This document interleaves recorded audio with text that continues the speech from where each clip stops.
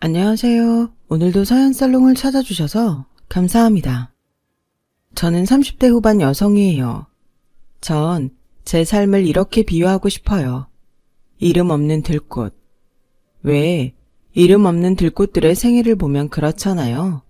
씨앗일 적에는 억센 잡초들에게 치여서 아주 어렵사리 뿌리를 내려야만 하고 잎사귀를 조금 틔웠나 싶을 무렵부터는 화려한 꽃무리에게 밀려 외면당하기 일쑤죠.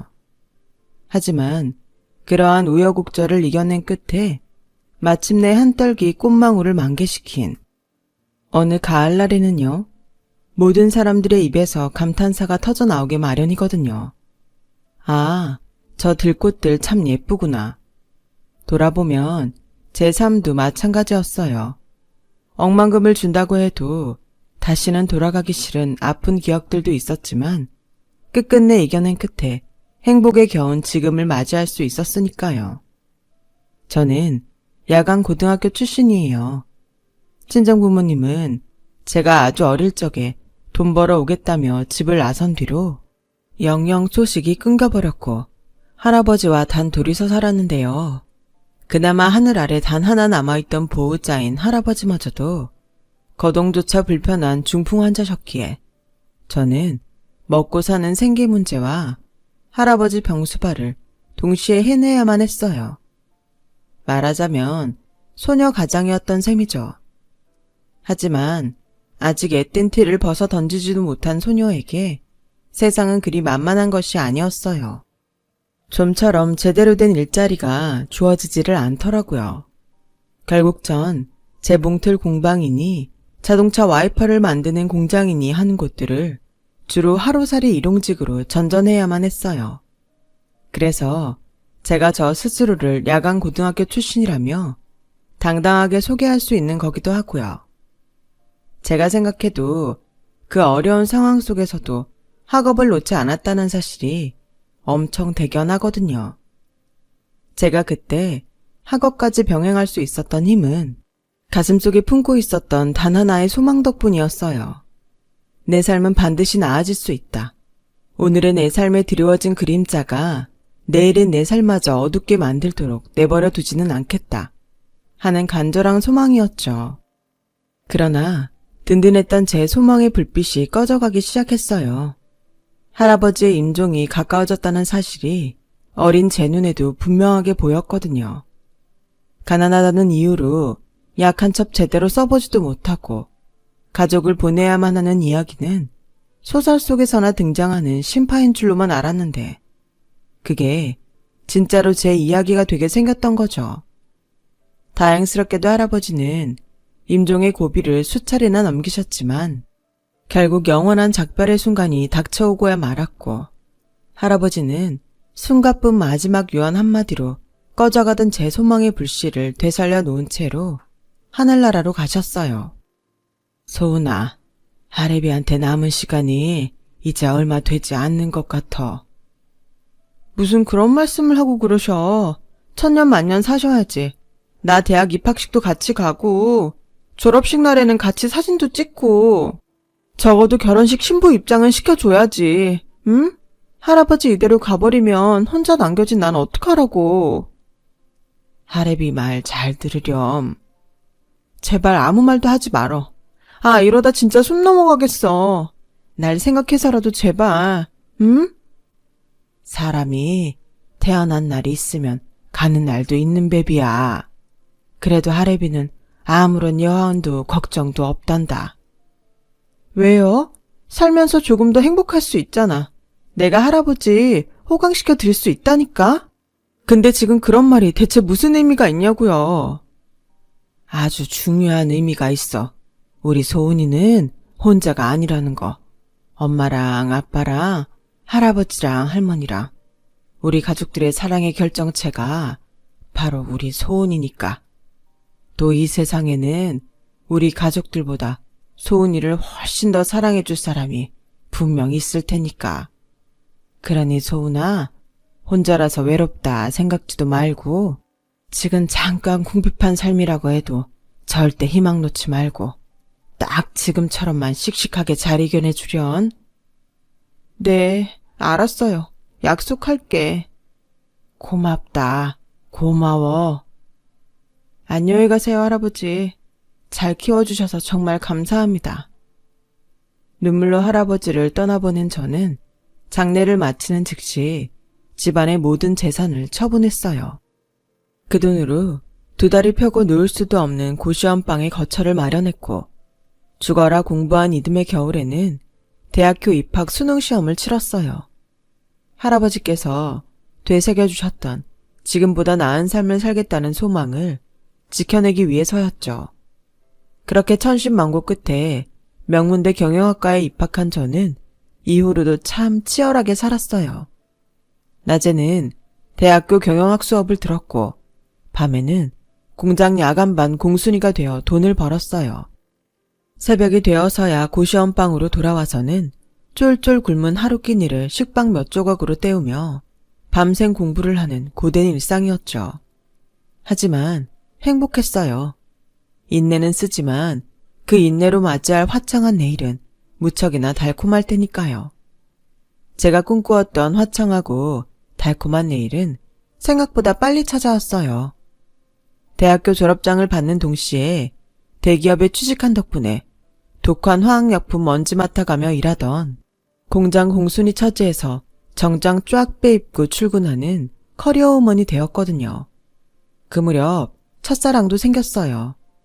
중소기업 하청업체 직원이었던 그 남자와 저는 사회 초년생으로서의 고민을 함께 나누며 빠르게 가까워졌고 결혼을 약속하기에 이르렀죠.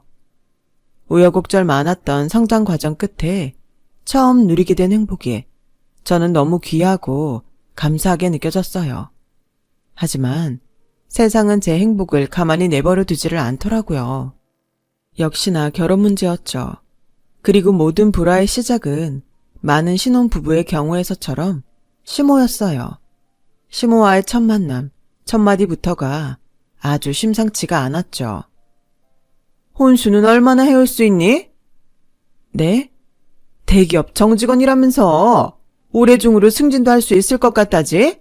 그 정도 능력이면 혼수는 얼마나 해올 수 있냔 말이다. 죄송하지만 다시 한 번만 말씀을. 한창 젊은 것이 벌써부터 귓구멍이 막힌 거야 뭐야? 그게 아니라 결혼 허락도 받기 전에 혼수 얘기부터 꺼내시니까요.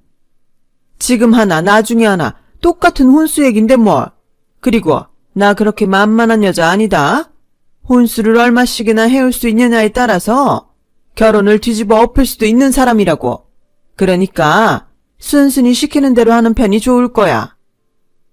혼수로 대체 뭘 얼마나 원하시는데요? 1억 4천. 예단비는 따로 받을 거고. 1억 4천만 원이요? 그것도 기왕이면 현금이었으면 좋겠구나. 아니, 꼭 현금이어야겠어. 순간 전 제 귀를 의심하고야 말았어요. 그동안 살아온 제 상식이 무너지는 순간이었죠. 보통 혼수라고 하면 신혼집에 들어갈 가전제품이나 이불 그런 걸 말하고 예단이니 뭐니 다 합쳐도 시댁 식구들에게 하는 한복이나 정장 선물 그런 걸 뜻하잖아요. 그런데 대뜸 현금이라뇨. 그것도 1억 4천씩이나. 좀 많이 황당하네요. 혼수를 현금으로 해다 바쳐가면서 하는 결혼 얘기는 듣도 보도 못했는데 금액부터도 너무 말이 안 되는 액수라서요. 혹시 꼭 1억 4천이어야만 하는 이유도 있는 건가요? 그것도 꼭 현금으로요? 꼴에 대기업 다닌답시고 우리가 없이 사는 집안이라면 만만하게 본 모양인데 가난은 해도 자식만큼은 허투루 키우지 않았어. 우리 현식이 오늘 이때까지 입히고 먹이고 가르쳐가면서 키우는 데 들어간 돈이 얼마고 또 그러니라 내 평생 헌신한 노고의 값어치만 해도 얼만데 이 결혼에 매긴 가격을 꼴랑 1억 4천? 그건 돈도 아니야 이거사. 왜 대답이 없어? 1억 4천이 마음에 안 드니? 그럼 내친 김에 2억으로 올려볼까 어디? 고민 중이라서요. 지금 이 상황을 어떻게 받아들이고 이해해야 할지. 지금 혹시 결혼 전에 제 기라도 꺾어놓으려는 건가요? 아님 아들 자식 팔아서 결혼으로 장사라도 하겠다는 속셈인 건가요? 뭐? 장사? 결혼에 매긴 가격이라면서요. 이 얘기를 하다 보니까는 말이 그렇게 나왔을 뿐이야. 괜히 꼬투리 잡지 마. 그러자 지금껏 잠자코 얘기를 듣고만 있던 예비신랑이 대뜸 나서더라고요. 문제는 그래, 당신이 잘못했네. 어디서 어른 말씀에 버릇없이 꼬치꼬치 캐물어. 엄마가 잠깐 말실수 한 번 한 거 가지고. 사실 그날 기분이 나빴던 순간이 바로 이때였어요. 예비신랑이 웬 회개한 봉변을 당하고 있는 제가 아니라 시모 편을 들었다는 거죠. 아무리 엄마 아들 사이라도 그렇지 생각이 제대로 박혀있는 사람이라면 누구의 잘못인지 너무도 분명하게 알 수 있는 상황인데도 말이에요. 솔직히 수치심도 조금은 들더라고요. 내가 고른 남자가 겨우 이 정도밖에 안 되는 인간이었나? 싶은 부끄러움이었죠. 그러거나 말거나 예비신랑은 제가 시모의 말에 대답이라도 한마디 할라 치면 너무 잠자코 듣기나 하라는 투로 째려보기 일쑤였고, 시모는 그놈의 현금 혼수 얘기를 줄줄이 늘어놓더라고요. 참다 더는 안 되겠다 싶었던 저는 결국 아주 단호한 한마디를 던지고는 자리를 박차고 나왔어요. 죄송합니다. 이 결혼 다시 생각해봐야겠네요. 1억 4천에 아들 팔아 넘기듯이 결혼시키려는 부모도 이해할 수 없고요. 또 그런 부모도 무조건 부모랍시고 감싸고 두는 자식의 모습도 꽤 실망이고요. 생각 정리되면 제 쪽에서 먼저 연락하겠습니다. 다행스럽게도 그날 시모와 예비신랑은 시댁을 떠나는 저를 순순히 보내주었어요. 그래놓고는 지들도 불안했던 모양이죠. 불화만 낳고 끝나버린 첫 만남 직후부터 시모와 예비신랑이 너나 할 것 없이 저에게 접근을 하기 위해 부단히도 애를 쓰더라고요. 이유야 뻔하죠. 제발 파혼만큼은 말아달라며 애걸복걸. 물론 그 모든 과정에서 저는 조금의 여지조차 남기지 않은 채로 모든 접근을 차단했지만 명색이 직장인인 탓에 일과 시간 중에는 사무실에 묶여있을 수밖에 없었어요. 그런데 시모가 바로 그 지점을 치고 들어오더라고요. 어느 날 덜컥 안내데스크 직원으로부터 업무를 보고 있던 저에게 전화가 한 통 걸려왔어요. 시모가 저를 딱 한 번만 불러내달라며 몇 시간째 귀찮게 졸라대고 있으니 제발 한 번만 살려달라는 전화였어요. 시모의 행패가 직장에까지 미치자 더는 두고 볼 수 없었던 저는 이참에 싹을 확 잘라버리기 위해 시모가 기다리고 있다는 휴게실로 향했어요. 그런데 1억 4천 현금으로 해다 놓으라며 고압적으로 윽박지를 때는 언제고 시모가 테이블에 12첩 반상을 차려놓은 채로 저를 기다리고 있더라고요. 이제 겨우 딱 두 번째 만남인데 만날 때마다 사람 놀래키는 재주가 있으시네요. 이번엔 대체 무슨 상황인 건가요? 지난번에는 내가 초면에 결례가 많았지 싶어서 사과의 의미로다가 한번 준비해봤어. 그날 분명 말씀드렸을 텐데요. 이 결혼 다시 생각해보자고요. 생각 정리되면 제 쪽에서 먼저 연락하겠다고요. 너무 매정하게 굴지 말고. 사실 내가 요즘 갱년기야. 갱년기 우울증 때문에 정신이 오락가락해요, 아주. 환자한테는 당연히 너그러운 아령을 베풀어야 하는 거고. 안 그래? 글쎄요. 단순한 갱년기 우울증 증상이라 하기에는 상태가 너무 오락가락이라. 그 정도면 여기서 이러실 게 아니라 치료를 먼저 받는 게 순서 아닐까요? 시애미가 이렇게 사과하잖니. 잘못했다고 하잖니.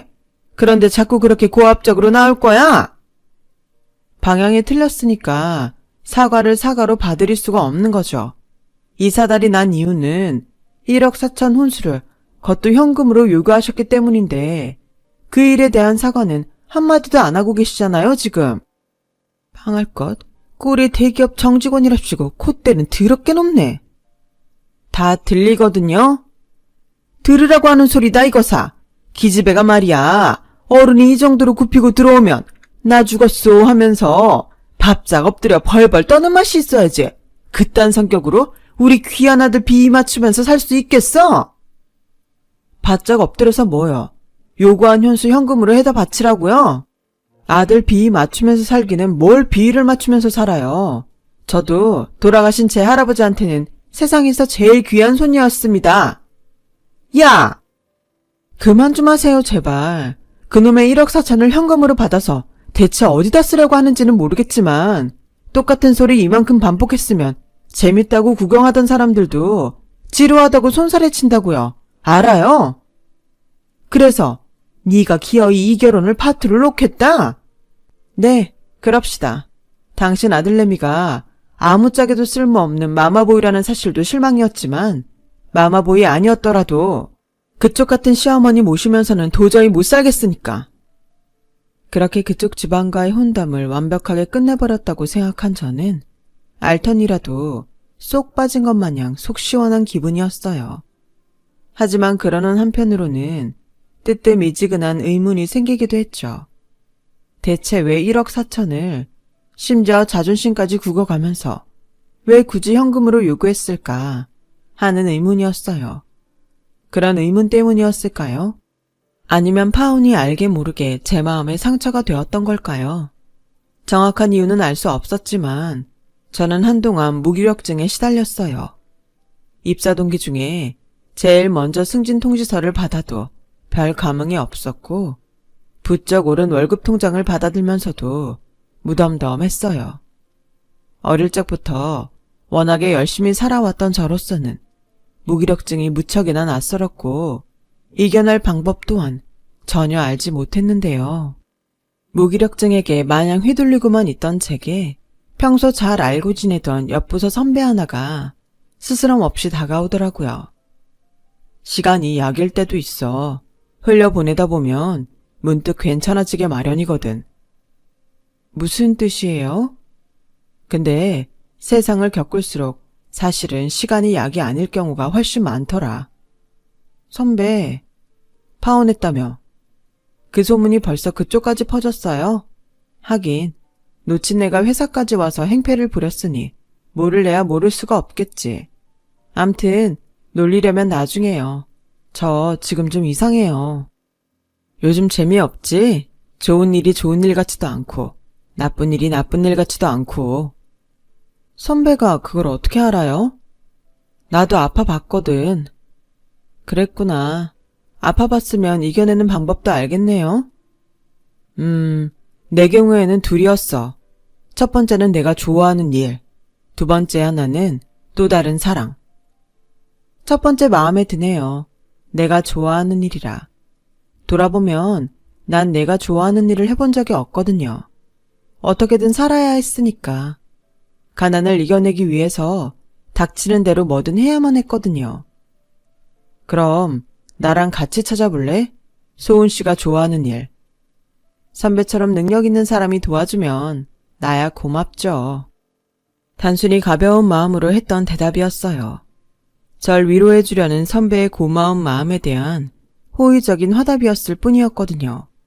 그런데 그 선배는 진짜로 제가 좋아하는 일을 찾는 걸 도와주기 시작했어요. 덕분에 선배와 많은 시간을 보내게 되었고 선배는 알면 알수록 참 좋은 남자더라고요. 큰 사업을 하는 부모님을 둔 소위 금수저임에도 불구하고 전혀 몰랐을 정도로 검소했어요. 해외 유학까지 다녀온 수재이면서도 잘난 체 한번 하지 않았고요. 무엇보다 마음이 너무 따뜻했어요. 추운 겨울날 문득 마주한 따스한 커피 한 잔 같은 느낌이랄까요? 그냥 느낌이 아니라 어느 순간부터인가 그 선배를 바라보기만 해도 커피 향이 느껴졌어요. 그때 전 깨달았죠. 아, 내가 또 사랑에 빠져버렸구나. 하지만 섣불리 다가갈 수는 없는 일이었어요. 그때까지만 해도 저는 한번 실패해버렸던 사랑의 창서로부터 완전히 벗어나지도 못한 상황이었던 때다가 제가 다가서기에 그 선배는 너무 먼 사람이었으니까요. 그런데 선배가 먼저 불쑥 다가왔어요. 축하해. 사표 썼다며? 아, 뭐야. 후배가 사표 썼다면 뜯어 말리는 게 선배의 책임 아닌가? 무슨 남자가 이렇게 무심해요. 좋아하는 일 찾았다며. 딱 보니까 창업하려고 사표 낸 것 같은데 그럼 당연히 축하지. 맞아요. 인터넷 쇼핑몰을 한번 해볼까 싶어. 좋겠다. 아픔을 이겨내는 첫 번째 방법은 이제 다 끝낸 것 같고. 소은 씨, 좀 전에 뭐라고 했어? 사표를 뜯어 말리는 게 선배의 책임? 그 다음에 했던 말. 무슨 남자가 이렇게 무심하냐는 거? 내가 남자야? 네? 아픔을 이겨내는 두 번째 방법. 또 다른 사랑. 그 사랑 그렇게 멀리 있지 않다? 나한테 소은 씨는 직장 후배가 아니라 여자거든. 선배의 그 말을 듣는 순간 저는 불현듯 돌아가신 할아버지의 유언이 떠올랐어요. 이 세상에는 가족들보다 저를 더 사랑해줄 사람이 분명 있을 거라는 바로 그 유언이요. 동시에 전 확신했죠. 이 남자가 바로 그 남자다. 놓칠 수 없었어요. 하지만 제 첫 번째 대답은 거절이었어요. 왜냐면 미안해요 선배. 지금은 아니에요. 지금은 안 돼. 왜냐면 나 스스로 선배한테 어울리는 사람이 먼저 되고 싶거든요. 그러니까 선배, 딴 사람한테 넘어가지 말고 나만 기다려줘요.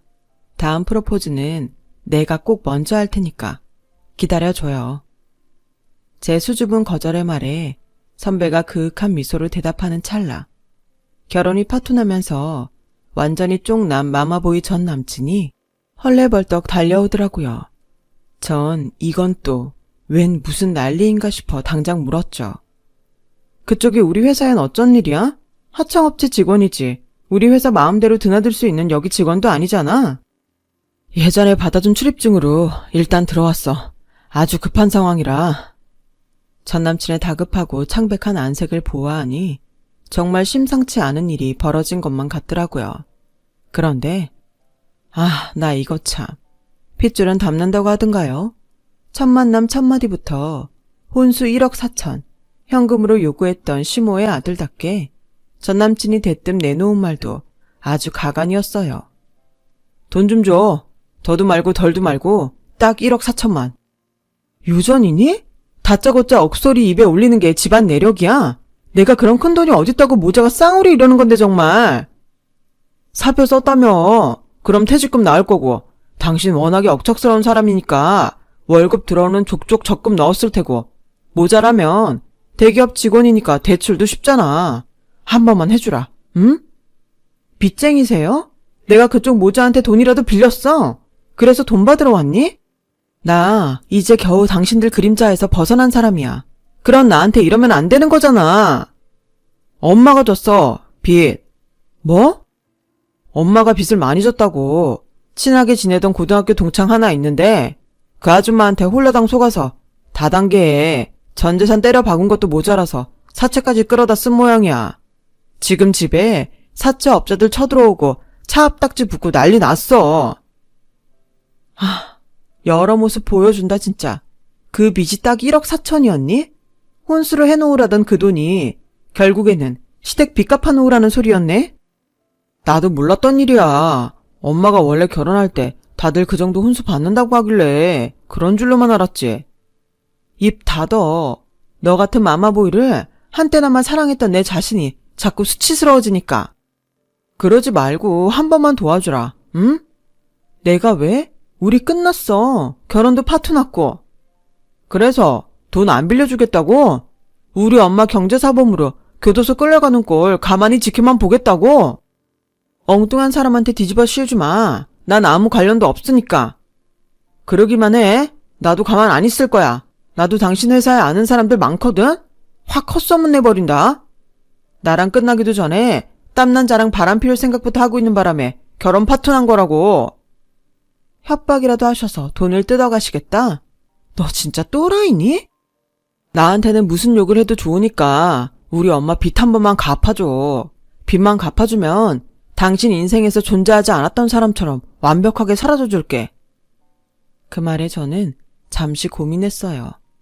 제가 좋아하는 일을 찾아 새 출발을 앞두고 있었고 새 인연과의 사랑 또한 앞두고 있는 상황에서 굳이 허물 같은 전남친 그리고 시모와의 질척거리는 관계에 시달릴 필요 따위는 없을 테니까요. 그래서 전 전 남친에게 딱 한마디를 되물었어요. 내가 말로 하니까 줄 것 같이 느껴지나 본데 1억 4천? 그거면 되겠어? 그거 먹고 떨어져 줄 수 있겠냐고. 당연하지. 엄마를 걸고 약속할게. 알았으니까 집에 가서 기다려. 준비해서 금방 갈 테니까. 그렇게 전 007 가방 2개와 만반의 준비를 갖춘 채로 그들의 집으로 향했는데요. 제 눈앞에 펼쳐진 집안 몰골이 영 말이 아니더라고요. 사채업자들이 한바탕 행패를 제대로 부리고 갔는지 집기들이 모조리 박살이 나 있었고 그나마 멀쩡한 가구 같은 것들에는 차 앞딱지들도 붙어 있었죠. 난장판이네요. 그러게 왜 다단계 같은 거에 속아가지고서는. 돈은 현찰다발로 준비해서 온 거야. 내가 신용불량자 신세라 은행 계좌 거래가 불가능해요. 그래서 꼭 현금이어야 돼. 그때나 지금이나 첫마디가 돈 얘기인 건 마찬가지네요. 하기사 엄마가 그 모양이니 아들 자식도 그 모양으로 컸겠지만. 시끄럽고 돈부터 내놓으렴. 우리 현식이가 약속한 대로 깔끔하게 먹고 떨어져 주마. 그 말만을 기다리고 있던 저는 준비한 007 가방 2개를 냉큼 내어놓았어요. 그 가방에 5만원권 지폐를 가득 넣었다면 정확히 2억 원이 들어갔을 거예요. 하지만 가득한 현찰다발을 기대하며 첫 번째 가방을 열어본 전 남친은 거품을 물며 졸도를 하고야 말았고 두 번째 가방을 열어본 시모의 얼굴은 잿빛으로 물들고야 말았죠. 너 이게 뭐니? 보면 몰라요? 밥이잖아, 개밥. 그걸 몰라서 물어? 돈 어딨냐고. 내 돈 1억 4천. 준다며. 준다고 약속했었잖아. 알았으니까 집에 가서 기다리라고만 했던 걸로 아는데 그냥 말로 하니까 못 알아먹더라고요. 발뺌하지 마. 구두 계약도 엄연히 계약인 거 몰라? 준비해서 금방 온다며. 그래서 준비했잖아요, 개밥. 너 지금 우리 매기니? 네, 매기는 겁니다. 입만 벌렸다 하면 하도 사람 같지도 않은 소리들을 해대길래 키우는 강아지만도 못한 인간들 알아들으라는 차원으로. 그럼 돈은? 너 진짜 한 푼도 안 챙겨온 거니? 당장 이자 메꿀 100만 원도 안 가지고 온 거야? 아직도 정신 못 차렸네. 유감이지만 그쪽들한테 줄 수 있는 건 그 개밥밖에는 없어요. 빚 1억 4천? 언제가 될지 모르겠지만 벌어서 갚아. 이 말이 내가 해줄 수 있는 전부예요. 그 말을 끝으로 저는 자리를 떴고 이자 맥국에 100만 원이라도 빌려달라는 시모의 절규가 온 동네방네 울려 퍼졌어요. 지금은 혼수 1억 4천 현금으로 받아 다단계 빚을 갚으려고 했던 시모와 전 남친의 행방은 알 길이 없어요. 지금쯤은 아마 막노동이든 뭐든 해서 조금씩이나마 갚아나가고 있겠죠. 누가 그런 인간들한테 1억 4천이나 바쳐가면서 결혼을 한답니까? 좋아하는 일을 찾아 대기업에 사표를 던졌던 저는 인터넷 쇼핑몰 사업에 성공했어요. 지금은 계열사 쇼핑몰 3개를 거느린 어엿한 사장님이 되었죠. 그리고 제 생애 가장 힘든 순간 가장 큰 위로와 응원으로 다가와 주었던 선배와 결혼에 골인했어요. 자수성가를 이룬 사업가도 되었겠다. 전 남친, 그리고 시모와의 질척이는 인연 또한 완전히 끊어내었겠다. 마침내 선배에게 어울리는 사람이 되었다고 스스로 판단한 제가 먼저 프로포즈를 했답니다. 제 스스로의 삶을 이름 없는 들꽃에 비유했던 이유는요. 들꽃은 혼자 피어나지 않잖아요. 서로에게 기대가면서 한데 어우러져 꽃망울을 만개하죠. 그래서 제 삶은 이름 없는 들꽃과 같아요. 온갖 역경을 딛고 마침내는 사랑하는 남편을 만나 서로 기대가며 어우러지며 그렇게 행복을 꽃피운 삶이니까요. 가녀린 여러분의 삶에도 한떨기 꽃망울 같은 인연이 깃들기를 기원하며 제 이야기를 들어주셔서 감사합니다. 여러분, 사연 댓글에 응원과 현명한 조언 부탁드려요. 좋아요와 구독은 저에게 큰 힘이 됩니다. 오늘도 좋은 일 가득하세요.